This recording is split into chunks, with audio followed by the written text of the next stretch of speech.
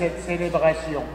Nous sommes réunis au nom du Père et du Fils et du Saint-Esprit. Amen. En Jésus, Dieu se fait proche de nous et nous appelle à le suivre. Que le Seigneur, qui nous pousse à avancer au large et à jeter les filets, soit toujours avec vous. Seigneur, éloigne-toi de moi, car je suis un homme pécheur, disait Pierre à Jésus. Comme l'apôtre, prenons conscience de la distance qu'il y a entre nous, notre vie et l'Évangile. Demandons au Seigneur de nous purifier. Seigneur Jésus, tu te fais proche de notre faiblesse et de nos pauvretés. Rends pitié de nous. Ô Christ, tu nous appelles à te faire confiance et à avancer au large. Rends pitié de nous. Seigneur, ton esprit de sainteté nous purifie et nous donne la vie. Prends pitié de nous. Que Dieu Tout-Puissant nous fasse miséricorde, qu'il nous pardonne nos péchés et nous conduise à la vie éternelle.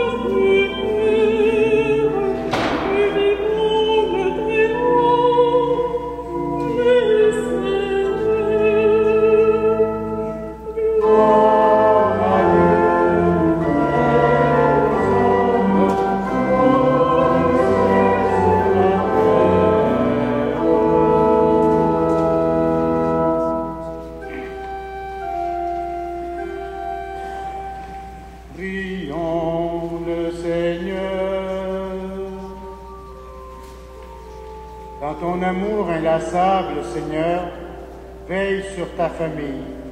Et puisque ta grâce est notre unique espoir, garde-nous sous ta constante protection. Par Jésus-Christ, ton Fils, notre Seigneur et notre Dieu, lui qui vit et règne avec toi dans l'unité du Saint-Esprit, maintenant et pour les siècles des siècles.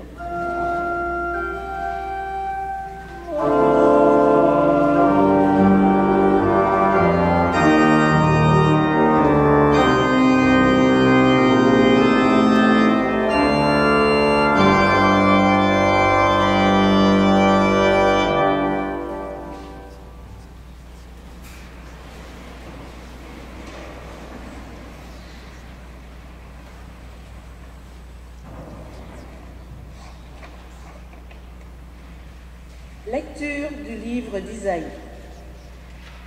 L'année de la mort du roi Osias, je vis le Seigneur qui siégeait sur un trône très élevé. Les pans de son manteau remplissaient le temple. Des séraphins se tenaient au-dessus de lui. Ils se criaient l'un à l'autre: Saint, Saint, Saint, le Seigneur, Dieu de l'univers. Toute la terre est remplie de sa gloire. Les pivots des portes se mirent à trembler, et la voix de celui qui criait, et le temple se remplissait de fumée. Je dis alors, malheur à moi, je suis perdu, car je suis un homme aux lèvres impures. J'habite au milieu d'un peuple aux lèvres impures. Et mes yeux ont vu le roi, le Seigneur de l'univers. L'un des séraphins vola vers moi, tenant un charbon brûlant qu'il avait pris avec des pinces sur l'autel. Il l'approcha de ma bouche et dit, « Ceci a touché tes lèvres, et maintenant ta faute est enlevée, ton péché est pardonné. » J'entendis alors la voix du Seigneur qui disait, « Qui enverrai-je? Qui sera mon messager ?» Et j'ai répondu, « Moi, je serai ton messager. Envoie-moi. » Parole du Seigneur.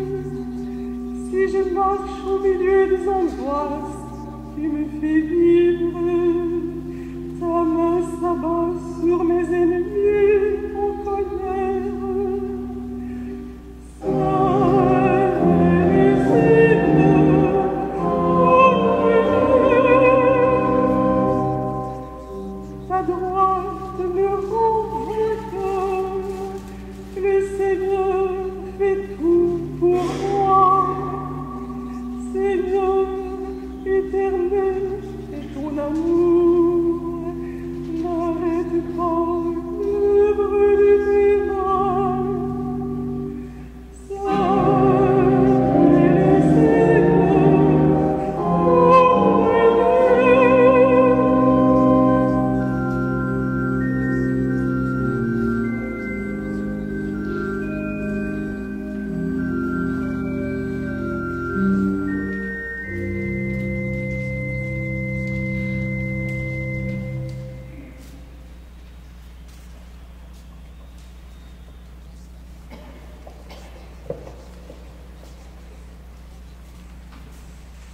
Lecture de la première lettre de Saint Paul apôtre aux Corinthiens. Frères et sœurs, je vous rappelle la bonne nouvelle que je vous ai annoncée. Cet évangile, vous l'avez reçu et vous y restez attachés. Vous serez sauvés par lui si vous le gardez tel que je vous l'ai annoncé. Autrement, c'est pour rien que vous êtes devenus des croyants. Avant tout, je vous ai transmis ceci, car j'ai moi-même reçu. Le Christ est mort pour nos péchés, conformément aux Écritures. Et il a été mis au tombeau, il est ressuscité le troisième jour, conformément aux Écritures. Et il est apparu à Pierre, puis aux 12. Ensuite, il est apparu à plus de 500 frères à la fois. La plupart sont encore vivants et quelques-uns sont morts. Ensuite, il est apparu à Jacques, puis à tous les apôtres. Et en tout dernier lieu, il est même apparu à l'avorton que je suis. Car moi, je suis le plus petit des apôtres. Je ne suis pas digne d'être appelé apôtre, puisque j'ai persécuté l'Église de Dieu. Mais ce que je suis, je le suis par la grâce de Dieu. Et la grâce dont il m'a comblé n'a pas été stérile.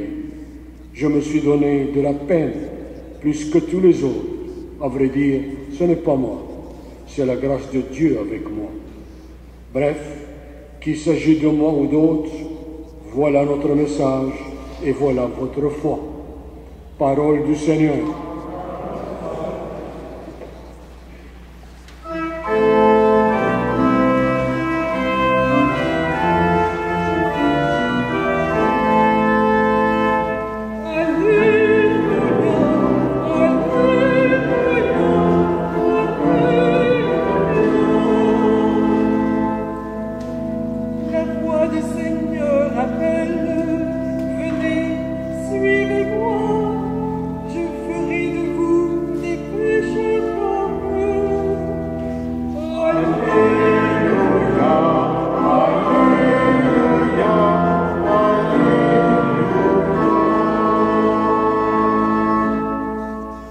Le Seigneur soit avec vous.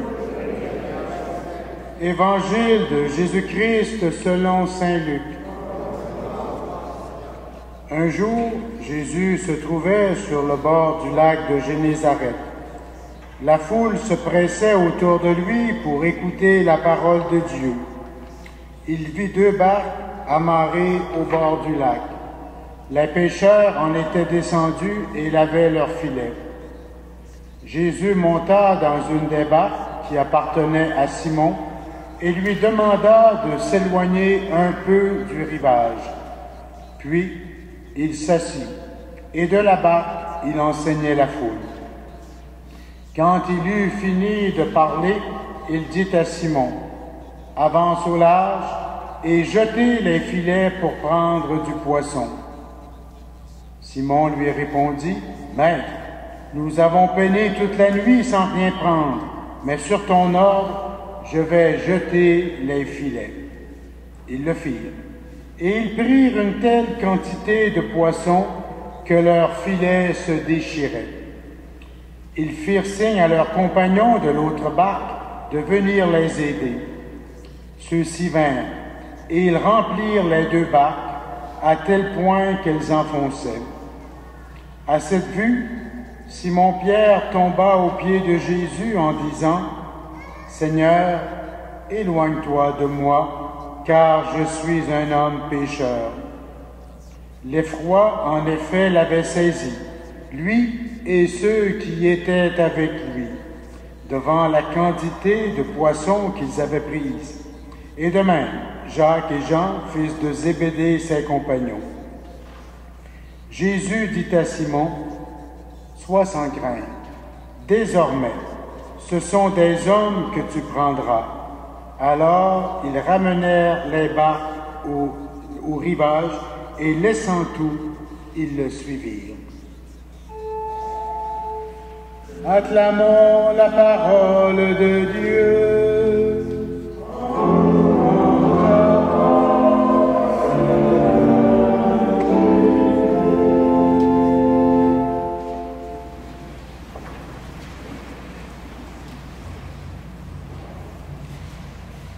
La première lecture que nous avons entendue commence par une vision qu'a eue le prophète Isaïe. Dans la description qui nous est faite, Dieu apparaît dans sa majesté.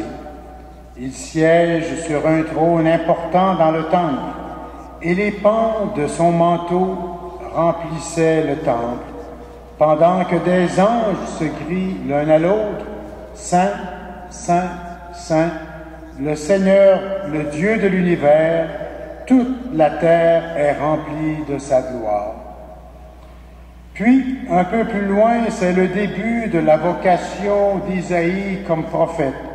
Une fois ses lèvres purifiées par un charbon brûlant, il accepte la vocation qui lui est demandée et deviendra prophète du Très-Haut. Nous le savons, Isaïe, prophète du 8e siècle avant Jésus-Christ, est celui qui a annoncé l'universalisme du plan de Dieu pour l'humanité tout entière. Vous savez, au 8e siècle avant Jésus-Christ, ça fait en gros 2800 ans, dans l'histoire du monde, ce n'est pas énorme, et à ce moment-là, le peuple choisi, qui avait Yahvé pour Dieu et toute sa foi était en Yahvé, croyait que Yahvé était son Dieu à lui, au peuple choisi, à Israël, mais il acceptait aussi que puissent exister d'autres dieux pour d'autres peuples. C'est ce qu'on appelle un monothéisme pratique. Notre Dieu, nous, c'est Yahvé et on n'en adore pas d'autres. Mais il y en a probablement d'autres qui existent. Et là, on voit toute la progression de la révélation judéo-chrétienne. C'est avec Isaïe, dont 8 siècles avant Jésus-Christ, que le prophète, au nom de Dieu, précise les choses. Notre Dieu n'est pas seulement le Dieu d'Israël, mais le Dieu de tout l'univers. Ça a pris, c'est une progression, je dirais, dans l'Évangile, dans l'universalisme. Notre Dieu est le Dieu de toute la terre. C'est un monothéisme maintenant, non plus seulement pratique, mais théorique. Il n'y a qu'un Dieu, et c'est Yahvé. Notre Dieu est le roi de tout l'univers. Dans ces chants du serviteur souffrant, Isaïe préfigure et annonce la venue du Messie, celui par qui nous arrivera le salut.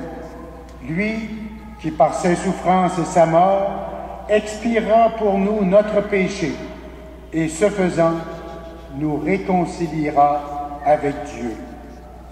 Un siècle pour Dieu est comme 1 heure dans la nuit. Dieu a le temps pour lui et sa volonté se réalisera selon son plan. Le peuple élu a attendu pendant des siècles la venue du Messie. Et voilà que tout se réalise en plénitude avec l'arrivée de Jésus, le Fils de Dieu. Jésus est là pour nous enseigner en profondeur qui est Dieu, ce qu'il veut pour nous, ce qu'il attend de nous et nous demande de faire, et surtout, une promesse de Dieu, l'avenir bienheureux qu'il nous ouvre. La bonne nouvelle, comme nous le rappelle l'apôtre Paul, est relativement simple. Le Christ est mort pour nos péchés conformément aux Écritures. Il a été mis au tombeau, il est ressuscité le 3e jour conformément aux Écritures et sa résurrection annonce notre résurrection. Paul, l'apôtre Paul, lui qui était un persécuteur de l'Église, est devenu, par la grâce de Dieu qui l'a touché, l'un des plus grands serviteurs de la bonne nouvelle. C'est lui, Paul, qui a ouvert le christianisme sur les peuples païens. Le christianisme, ce n'est pas qu'une secte du monde juif. C'est la religion universelle ouverte à tous les peuples de toutes les cultures. Et c'est l'œuvre de Paul en grande partie. Lui, Paul, l'avorton, qui ne se sentait pas digne d'être appelé apôtre, est devenu, par la grâce de Dieu, l'apôtre des nations. La grâce de Dieu est toute puissante. Elle peut changer nos cœurs. Le Christ veut rejoindre tous les humains, sans aucune exception. Il veut les éclairer, les sortir des ténèbres et leur donner la vie en plénitude.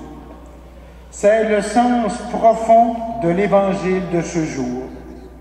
Sur ordre du Seigneur, Pierre et ses compagnons iront lancer leur filet pour prendre du poisson, alors qu'ils ont peiné toute la nuit sans ne rien prendre, eux, des pêcheurs d'expérience.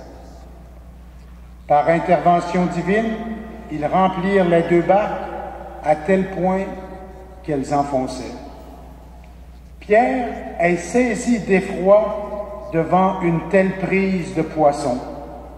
Au lieu de se penser bon par rapport à ce qui vient de se produire, il se jette aux pieds de Jésus et reconnaît sa petitesse et l'incroyable puissance du Seigneur et lui dira: « Éloigne-toi de moi, car je suis un homme pécheur. » Pierre reconnaît que le Seigneur est entré dans son existence.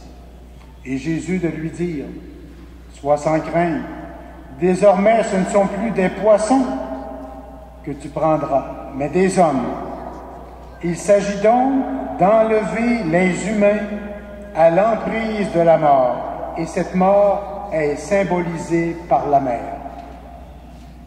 Ôter les humains de l'emprise de la mort.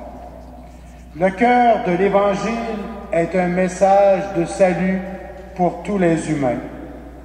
Dieu nous sauve dès maintenant en nous remplissant de sa lumière. Et si nous croyons à son message, c'est la vie éternelle et bienheureuse qui nous attend au terme de notre vie terrestre.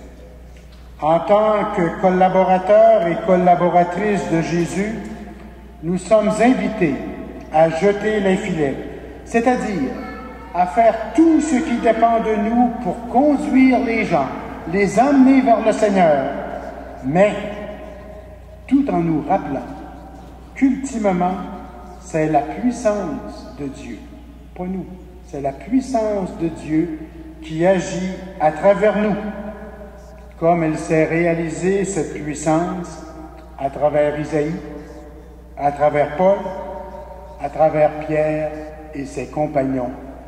Amen.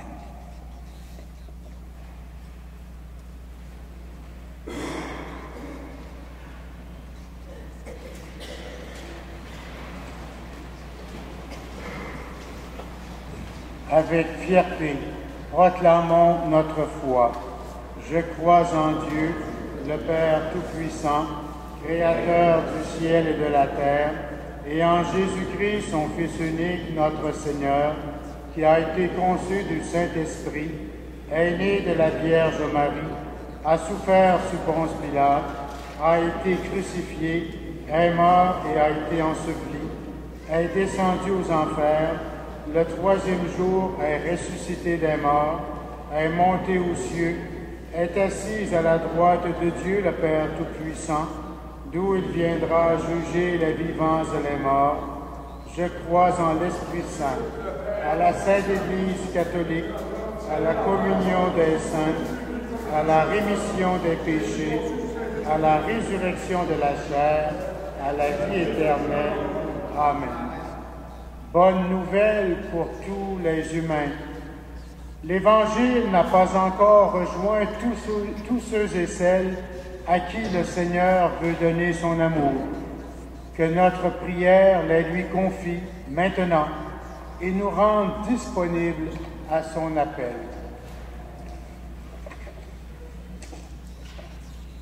pour que l'Église puisse vie et joie dans l'héritage reçu des apôtres et qu'elle en témoigne aujourd'hui. Prions le Seigneur.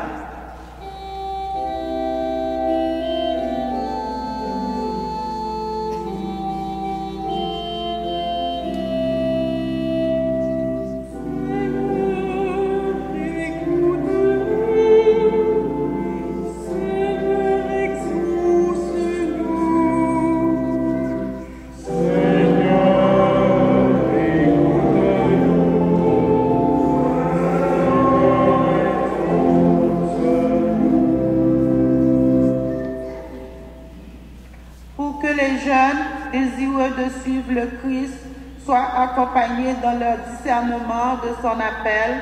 Prions le Seigneur.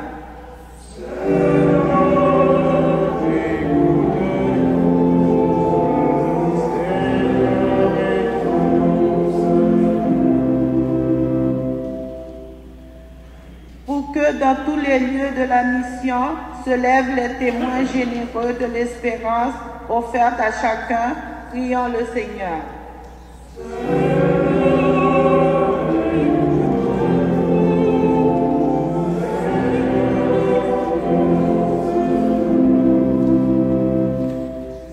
Pour les personnes accablées par le poids de leurs souffrances physiques ou morales, et pour les personnes qui prennent soin, prions le Seigneur.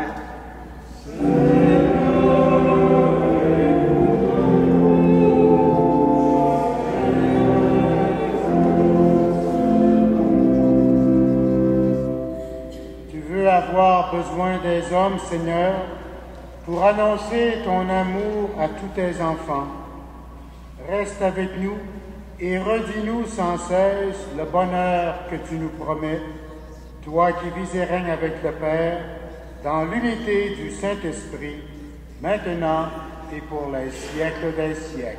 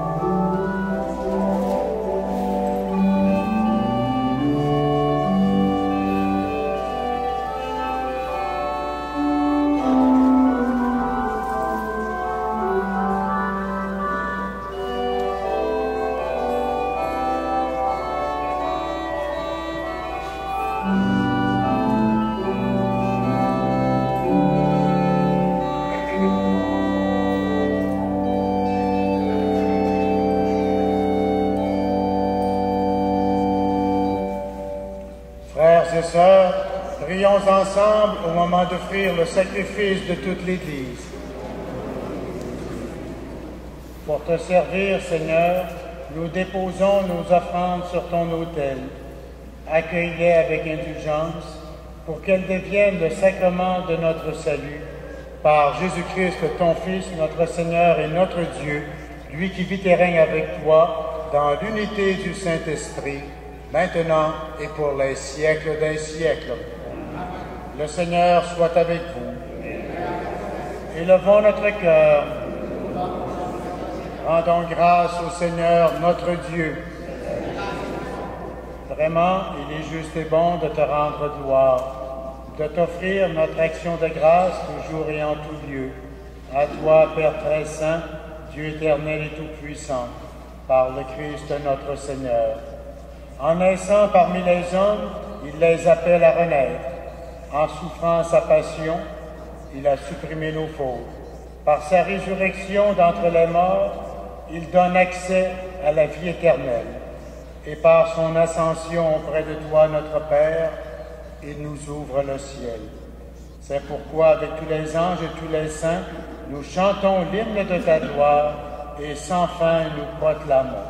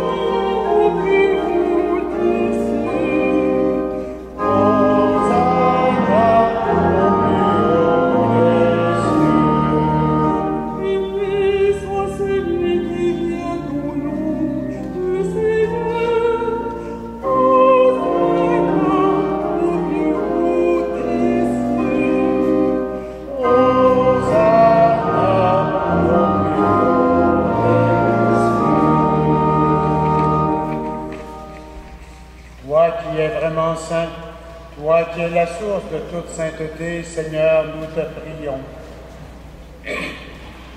Sanctifie ces offrandes en répandant sur elles ton esprit, qu'elles deviennent pour nous le corps et le sang de Jésus le Christ, notre Seigneur. Au moment d'être livré et d'entrer librement dans sa passion, il prit le pain, il rendit grâce, il le rompit et le donna à ses disciples en disant, « Prenez et mangez-en tous, ceci est mon corps livré pour vous. »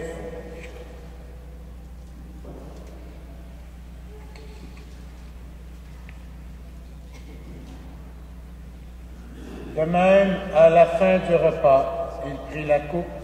De nouveau, il rendit grâce et la donna à ses disciples en disant, « Prenez et buvez-en tous, car ceci est la coupe de mon sang, le sang de l'alliance nouvelle et éternelle, qui sera versé pour vous et pour la multitude en rémission des péchés.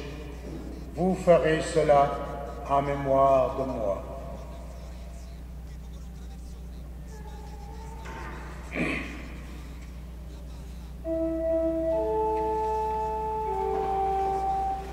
Proclamons le mystère de la foi.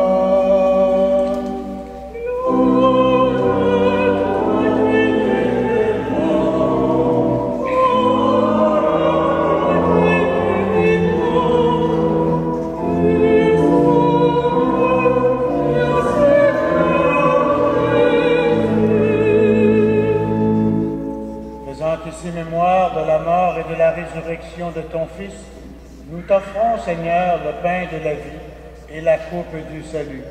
Et nous te rendons grâce, car tu nous as choisis pour servir en ta présence. Humblement, nous te demandons qu'en ayant part au corps et au sang du Christ, nous soyons rassemblés par l'Esprit Saint en un seul corps. Souviens-toi, Seigneur, de ton Église répandue à travers le monde. Fais-la grandir dans ta charité avec le pape Benoît XVI, notre évêque Christian, et tous ceux et celles qui ont la charge de ton peuple. Souviens-toi aussi de nos frères et de nos sœurs qui se sont endormis dans l'espérance de la résurrection. Nous prions en particulier ce matin pour M. Marcel Bilodeau. Nous prions également pour tous ceux et celles qui ont quitté cette vie. Reçois-les dans ta lumière auprès de toi. Sur nous tous, enfin, nous implorons ta bonté. Permets qu'avec la Vierge Marie, l'Immaculée Conception, avec les apôtres et les saints de tous les temps qui ont vécu dans ton amitié, nous ayons part à la vie éternelle et que nous chantions ta louange par Jésus-Christ, ton Fils bien-aimé. Par lui, avec lui et en lui, à toi, tu es le Père Tout-Puissant, dans l'unité du Saint-Esprit, tout honneur et toute gloire pour les siècles des siècles. Avec confiance, nous reprenons en la chantant la prière que nous avons reçue du Sauveur.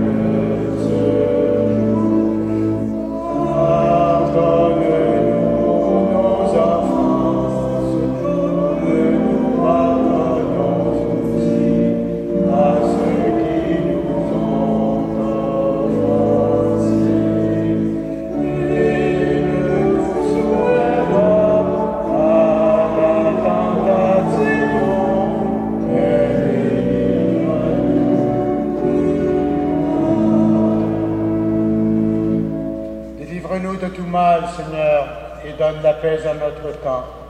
Par ta miséricorde, libère-nous du péché, rassure-nous devant les épreuves. En cette vie où nous espérons le bonheur que tu promets, et l'avènement de Jésus-Christ, notre Sauveur.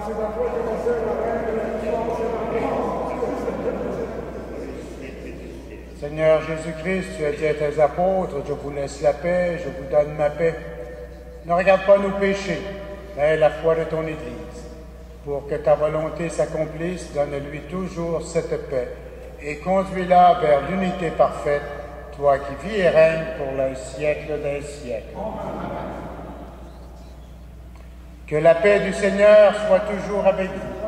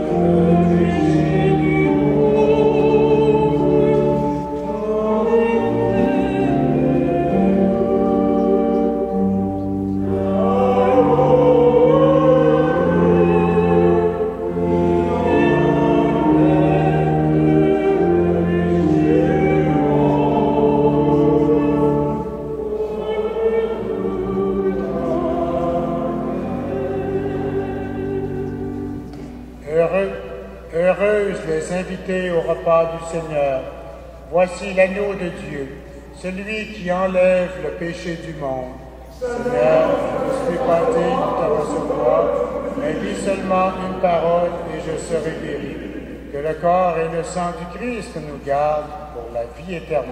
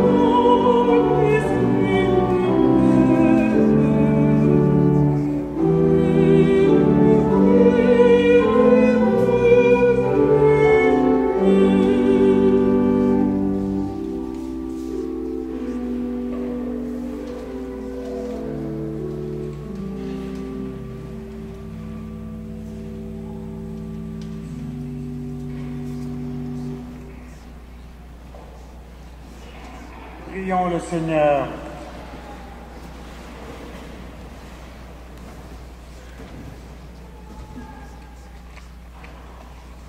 Tu as voulu, Seigneur, que nous partagions un même pain et que nous buvions à la même coupe.